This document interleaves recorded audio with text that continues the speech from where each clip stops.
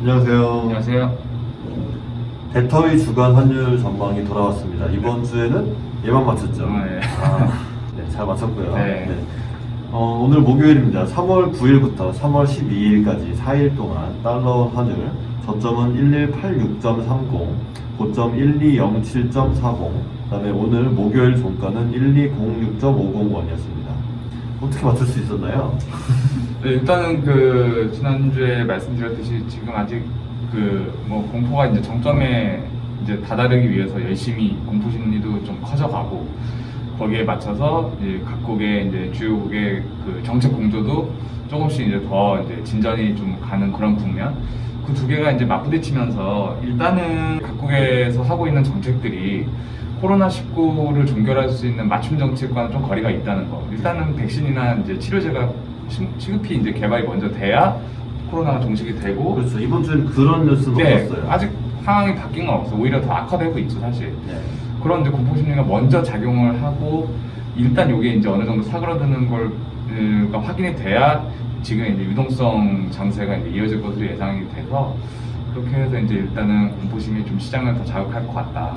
그래서 뭐 그런 예상에도 운 좋게도 맞아가지고 환율도 이제 거기에 맞춰서 안전자산 선으로 좀 원달러 환율이 상승하는 그런 좀 요인이 있었습니다. 맞습니다. 그러니까 이제 공포감과 그다음에 중앙은행의 뭐 금리 인하 같은 것들이 맞부딪히는데 이게 약했고 공포감이 굉장히 강했던 한 주였습니다. 네. 먼저 오펙 플러스, 오펙 중동 산유국들이죠. 여기에 러시아 껴서 플러스인데 러시아랑 사우디랑 싸우고 있어요 지금. 네. 그러면서 이제 원유를 많이 뽑아내겠다, 많이 팔아먹겠다 이렇게 그동안 이제 이 오펙 플러스를 지탱해왔던 원유 감산 합의가 갑자기 결렬이 됐습니다. 연장이 안 되고 결렬이 돼버리니까 유가가 월요일 급락 20% 이상 급락을 하는 그런 충격이 있었고요. 그러면서 외국인이 코스피 시장을 1조 3천억을 순매도하는 엄청난 매도세를 보이면서 달러원 환율은 올랐습니다. 그 후로도 뭐 계속 아시아 주가는 큰 낙폭을 보이는 그런 충격을 이어갔고요. 여기서 이제 트럼프 미국 대통령이 소득세율을 0으로 하겠다, 뭐 이런 안을 제시하면서 잠깐 미국과 유럽 주식이 상승하는 그런 국면도 있었지만 코스피는 계속 외국인이 팔아먹어가지고 환율이 계속 올랐고요. WHO가 드디어 팬데믹을 선언했습니다. 모두가 알고 있던 이미 팬데믹인데 늑장 대응을 하고 있죠. 그랬고 오늘 3월 12일 낮에 미국 시간 저녁이죠. 트럼프가 연설을 했는데 뭐 소득세 0 가능하다 뭐 이런 거를 그러니까 정부의 세입은 줄이는 감세 정책을 하고 재정은 풀고 뭐 이걸 하든지 둘 다 하든지 그런 게 나와야 되는데 그런 내용은 의회에 맡긴다 뭐 이런, 사실 의회가 그걸 동의해주지 않으면 안 돼. 아직 미국 민주당 하원에서 다수당을 점하고 있는 미국 민주당 설득은 안 된 것 같고, 그래서 그거는 잘 안 됐고 오히려 지금 유럽이랑 이제 여행을 막겠다는 거 아닙니까? 유럽에서 오는 사람 30일 동안 입국제 안 하겠다, 이런 코로나의 위험성, 코로나라는 큰 사태라는 그런 점만 더 부각이. 오늘 8년 5개월 만에 코스피 시장에서 사이드카가 발동되는 등 엄청나게 주식이 엄청 빠져가지고 한씩 올라서 마감을. 일단은 또 코로나가 일단 원인은 이게 질병이기 때문에 어디로 튈지 모르는 어떤 그런 불확실성은 여전히 있고, 코로나19로 인해서 경제에 어떤 타격이 갈 거냐라는 것 많은 사람들이 이제 여기저기 이 분야 저 분야 이제 예상을 하고 있는데, 1차적으로 이제 공급망 교란, 생산이 제대로 안 되고, 사람들이 이제 겁을 먹기 때문에 거기에 따른 이제 소비 위축, 경기 주체들의 심리가 이제 굉장히 악화되는, 이제 각자의 나라들이 이제 다 경제적인 이제 어려움에 봉착을 있는 상황에서 주로 이제 원유에 많이 이제 국가의 대부분을 원유에 의존하고 있는 중동, 남미, 러시아 국가, 이런 국가들의 이제 각자 도생을 위해서 약간 나비효과처럼, 코로나 나비효과처럼 이게 원유 치킨 게임으로 이제 이어지는 그런 상황이 일어나면서 굉장히 큰 공포심이 더 배가가 됐죠. 그렇습니다. 그러니까 지금 유가가 50달러 정도였는데 이게 30달러대로 떨어져 버리니까 그 가격에 맞춰놨던 많은 것들이 그러면서 경제에 충격이 주는 거죠. 네. 계속 불확실성이 커지는 상황이고요. 네. 오늘은 어떤 기사를? 먼저 매를 맞았던 중국, 사실 매를 만든 나라죠. 자기들은 아니라고 하고 있지만, 네. 그런 와중에 홍콩 언론도 사우스 차이나 모닝 포스트에서 시진핑은 세계가 혼란스러운 가운데 자기는 안정되어 있다. 그러면서 지금까지의 서사를 뒤집었다. 지금까지의 서사는 뭐냐면 중국에서 늑장 대응, 그 다음에 잘못된 대응을 함에 따라서 이 코로나 바이러스가 전 세계로 퍼져나갔다. 그러면서 시진핑이 위기를 겪을 것이다. 이게 이제 기본 그 서사 구조, 스토리 라인인데 우한에 드디어 갔습니다. 네. 이거는 이제 코로나가 중국에서는 최소한 종식되어 가고 있다. 이런 의미를 담고 있는 거죠. 네. 그러면서 제가 이제 그 이웃나라 중국을 이해해야 된다고 하는데 이런 말을 쓰는 사람이 있네요. 투자은행 도콤 인터내셔널의 수석연구원인 쿵하오는 중국은 현재 진정한 영웅으로서 중국 증시는 어둠 속의 불빛과 같다고 말했습니다. 여기에는 전혀 동의하지 않습니다. 네. 그러면서 익명을 요구한 중국 관리는 만약 인구가 멸망 위기에 처하는 재앙이 왔을 때는 현 시스템, 이 권위주의 정부를 가지고 있는 중국이 가장 오래 살아남을 것이다. 이런 소리를 하고 있습니다. 좀 이상한 애들인 것 같아요. 자, 여기서 뭘 알 수 있냐면 중국은 코로나 확진자가 뭐 두 자릿수인데 뭐 10명, 15명 명 이렇게 보이고 있는데 이제부터 없다고 할 거예요. 이제부터 코로나 걸린 사람은 코로나 걸린 게 아니에요. 코로나 걸렸다고 말을 못해요. 그 다음에 공장을 돌릴 거예요. 사람들은 경제 활동을 다시 시작할 거고 왜냐? 시진핑이 잡았으니까. 네. 뭐 그런 게 불가능하다 아닙니다. 가능할 것 같습니다. 그렇죠? 네. 그렇기 때문에 중국 경기 반등이 일어나면서 우리나라 경제가 좀 좋아질 수 있지 않을까라는 우리한테는 희망을 주는 그런 기사라고 중국인에게 절망을 주겠지만 네. 그런 생각을 하고 있습니다. 일단은 이제 중국은 자기들을 한 발 치고 나간다. 먼저 안전해서 우리는 코로나를 한테 적대로 구하면서 또 갈게 잘들 대응해라 안녕하고 있는데 문제는 이제 중국이 이렇게 뭔가 이 우리만의 시스템이 있고 고인주의적인 시스템이 끝까지 우리를 보호해 줄 거다라는 어떻게 보면 약간 고립주의 같은 얘기를 하는데 아이러니하게도 얘네는 세계 공장 역할을 여전히 하고 있고 그걸 통해서 계속 성장을 해야만 하는 아직까지는 그런 애들인데 지들만 공장을 돈이 뭐합니까? 세계에서 그거를 흡수할 수 있는 소비력이 있어야 되는데 지금 최대 소비 국가인 미국은 이제 막 확산세가 더 이제 정점에 다다르고 있고 유럽 말 다 했고 일본 지금 지들끼리 숨기고 그러고 있는 상황에 과연 얘들이 이렇게 혼자 치고 나가는 게 가능하냐? 지들이 생산 만들어 놓고 재고 쌓아놓고 있으면 당장의 GDP는 올라가는 것처럼 보여도 결국은 그게 어떤 세계 경제를 이끌어가거나 세계 경제 회복세를 이끌어가는 그런 역할은 전혀 할 수 없다. 저는 이제 그런 생각이 들어서 어디까지 이런 좀 약간 허세 섞인 이런 자평이 좀 이어질지 정말 좀 기사답지 않은 기사라는 게 이제 얘들은 쓰고 있다. 말 같지도 말이죠. 예. 말 같지도 않은. 그런 거 이런 시각이 있다는 정도로만 좀 봐주셨으면 될 것 같아요. 네. 저는 이제 여기에서 약간 덧붙이고 싶은 게 중국 경제가 내수 경제냐 수출 경제냐 했을 때 저는 이제 거의 이제 내수 경제에 가까워졌다. 왜냐하면 모든 것을 지들이 만들어가지고 자기들이 소비할 수 있고 중국 경제에서 제가 알기로 수출이 차지하는 비중이 많이 줄긴 했죠. 네, 10% 조금 넘는 수준이라고 알고 있는데 그런 면에서는 자기들끼리 잘 먹고 잘 살겠다 이런 이런 그러네요. 네. 우리나라가 중국에 계속 수출이나 좀 많이 했으면 좋겠는데 그렇습니다. 그래서 중국 경제가 어떤 방향으로 나아갈지는 이제 지켜봐야 될 그런 이슈가 된 것 같고요.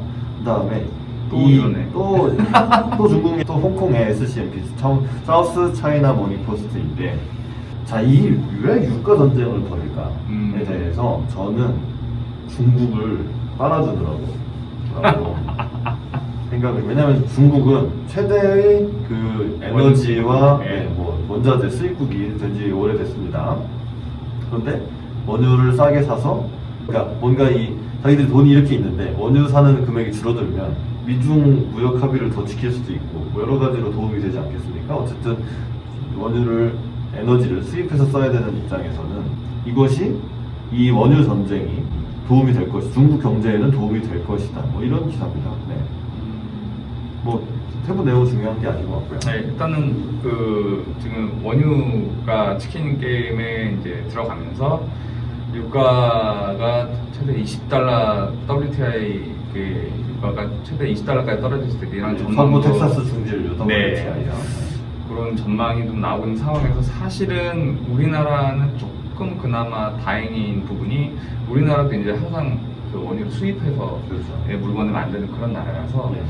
저유가가 그렇게 나쁜 것만은 아니에요. 저희로 봐서는 물론 이제 그걸로 이제 석유화학 분야나 정사들은 좀 힘든 시기를 겪을 수 있지만 네. 원자재가가 떨어지는 거는 뭐 불행 중 조금 다행이긴 한데 문제는 치킨 게임을 하면서 이제 에너지 업체 큰 글로벌 대기업 에너지 업체들이 신용위기를 겪을 수도 있다. 특히 네. 미국의 이제 대형 셰일 업체들, 그렇죠. 중소 셰일 업체들의 어떤 채무 불이행 가능성이 좀 높아지면서 네. 어떤 그런 것들로 인해서 또 뭔가 이 경기가 위축되거나 좀 위기론이 나올 수 있는 그런 게 좀 염려가 되기는 합니다. 저는 네. 개인적으로. 네.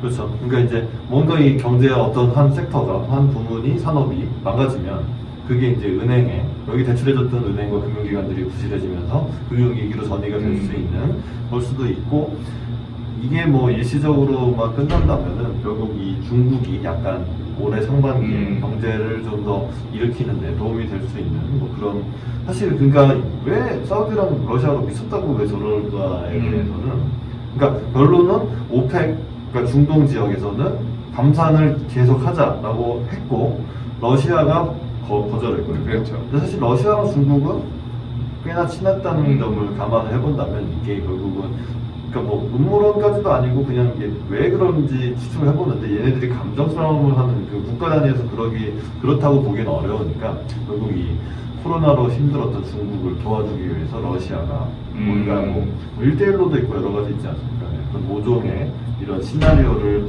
만들어가는 게 아닐까라는 뇌피셜입니다. 네. 근데 제 뇌피셜이었는데 마침 기사가 있어가지고 가져왔고요. 네. 또 뇌피셜이다. 자, 저희들 이제 금융회사 은행에 다니다 보니까 이제 뭐 어쨌든 일은 해야 되고, 그래서 재택근무를 하는 경우들이 많아졌는데, 재택근무를 하는 사람들 지켜보면서 저희 회사 같은 경우에는 사람들이 컴퓨터 느리다고 난리예요. 네. 컴퓨터가 느린 거는 그 단말, 노트북이 느린 걸 수도 있고 서버가 느린 걸 수도 있고 둘 다일 수도 있지 않겠습니까? 그래서 이거 우리 반도체 많이 만드는데 우리나라의 반도체 산업에 도움이 되지 않을까? 왜냐하면 이런 일을 계기로 재택근무 쪽에서 사용되는 장비를 업그레이드 할 필요가 있고, 그런 면에서 그나마 우리 경제의 불행 중 다행일 수 있겠다 했는데 또 그런 기사가 있어서 가져왔습니다. 네. 하나금융투자 보고서인데 코로나19를 계기로 재택근무 산업의 성장이 가속될 것이다. 저희 뇌피셜을 인증해주는 그런 기사. 뇌피셜을 자주 인증해주네 기사에. 이번 주에 생각하면 기사가 나오고 생각하면 기사가 나오고 신기하네요. 물론 기사가 나와 생각을 했을 거라고 의심하실 수도 있습니다만은 네, 재택근무 산업은 기본적으로 IT 인프라 발전에 기반을 둔다. 그래서 뭐 화상회의, 원거리 통신, 그렇죠. 클라우드 서버. 컴퓨팅, 네.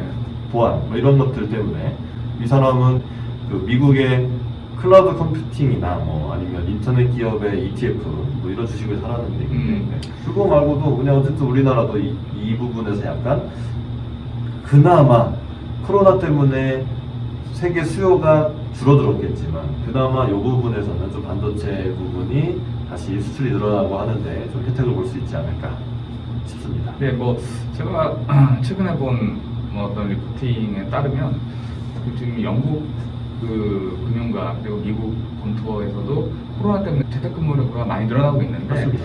금융사들이 앞다퉈 이제 시작을 하고 있어요. 원래 BCP라고 해가지고 비상 사태에 대비해서 리스크를 분산시키는 그런 시스템을 의무적으로 마련하도록 되어 있는데 재택근무 시켜보니 할만하더라. 네. 진짜 뭐 안 들어가는 건 아니다. 맞아요. 좀만 네. 보완하면 원활하게 재택근무가 정착할 수 있겠다라는 어떤 자신감이 이제 좀 생기면서 오히려 이제 그 금융 중심가 어떤 대도시 중심가 비싼 임대료를 내면서 굳이 큰 빌딩에 사무실을 차려놓고 있지 않아도 그래도 5개 쓰면 그렇죠. 2개 빼고 내내 집에서 일해. 그렇죠. 중심가에서 좀 벗어난 한두 시간 떨어진 어떤 좀 외진 곳에 임대를 해놓고 네. 그 임대료 비용 절감 차원에서도 네. 이런 저 원격 근무가 활성화되면 어떤 새로운 트렌드, 어떤 새로운 근무 트렌드가 이제 그 자리 잡을 수 있지 않느냐. 또 이런 좀 신선한 좀 시각도 요즘 좀 이제 좀 볼 수 있더라고요. 아, 네. 네. 그렇죠. 그래서 새로운 어떤 비용 절감의 방안으로 네. 재택근무 활성화 이런 것들 앞으로는 좀 뜰 수 있지 않나. 그러면 유가가 더 빠지겠네요. 유가는 빠지고 부동산도 또 찾으면 더 부동산도 빠지고. 네. 네, 아무튼 좀 이렇게 희한하게 좀 희한합니다. 좀 희한한 어떤 이런 또 틈새 시장 같은 게 또 생겨난 거 보니까 좀 신기하기도 하고요. 네, 그렇습니다. 네. 어쨌든 뭐 이 코로나가 많은 것들을 바꿔놓을 것 같은데 그런 측면도 있다. 네. 이런 걸 소개를 해드렸고요. 네네. 네. 자, 다음 주 전망. 치료제가 나올 텐데 언제 나올지는 사실 모르겠죠. 모르죠. 결국은 장기적으로 봤을 땐 나올 거다. 네. 그리고 많이들 달리고 있을 텐데 이번 주에는 특히나 더 치료될 수는 없을 것 네, 같아요. 없어요. 주식이 워낙 많이 빠지고 뭐 하루에 오늘 5% 빠지고 막 사이드카 8년 5개월 만에 나오고 하는 걸 보면은 위험자산 투자에 대한 심리는 완전히 망가진 것 같습니다. 그다음에 유럽에서 또 미국에서 이 코로나19의 확산세가 역시 예상대로 이거는 되게 전염력이 강한 애들이었어요. 네. 그래서 이제 뭐 경제 충격이라든지 뭐 당연히 예상이 되는 거고, 반면에 미국에서의 재정 부양책, 재정을 통한 경기 부양책은 민주당이 일단 반대를 하고 있고, 사실 지금 트럼프의 그 감세안은 정말 기사에 나온 대로 소득세 0이라면 사실 되게 고소득층을 위한 정책이거든요. 네. 고소득층이 세금을 많이 내니까 그거 안 낸다. 저소득층은 원래 안 내는데 안 낸다. 네. 사실 뭐 그게 맞는 방향인지는 모르겠어요. 이게 완전 선거용일 수도 있고 뭐.